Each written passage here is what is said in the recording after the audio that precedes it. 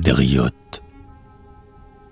Je n'étais qu'un enfant lorsque me prit mon père, s'inquiétant fort peu si je savais marcher, et malgré les efforts et les cris de ma mère, qui courait en pleurant au sommet du rocher, avec lui dans les flots, il me mit à la nage, m'enseignant à plonger dans le gouffre en fureur, à le dompter bientôt, en gagnant le rivage, à ne jamais pâlir, même quand j'avais peur.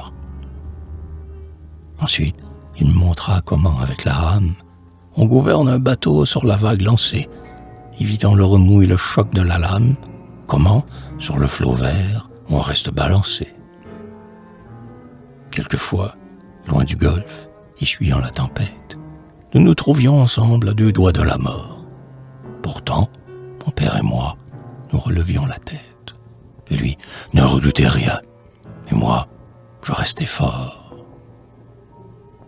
Posté sur le grand mât, je regardais l'orage s'amasser dans le ciel, en fauve tourbillon. La foudre rôdant de feu s'élancer du nuage, l'océan effrayé se creusait en sillon. Le vent courbait le mât jusqu'au niveau de l'onde. L'écume de la mer venait baiser mon front, parsemant de ses fleurs ma chevelure blonde, et mon père, immobile, était là sur le pont.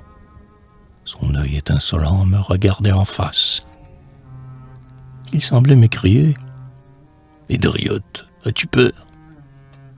Et moi, formé par lui pour marcher sur sa trace, je ne sentais pas si nul effroi dans mon cœur. Et mon père aujourd'hui m'a fait présent d'un glaive, pour Dieu, pour le pays, me consacrant soldat. Je me suis, plein d'orgueil, redressé sur la grève, sachant, s'il le fallait, m'avancer au combat, et sentant que j'aurais, malgré ma taille infime, pour combattre le Turc, un courage sublime.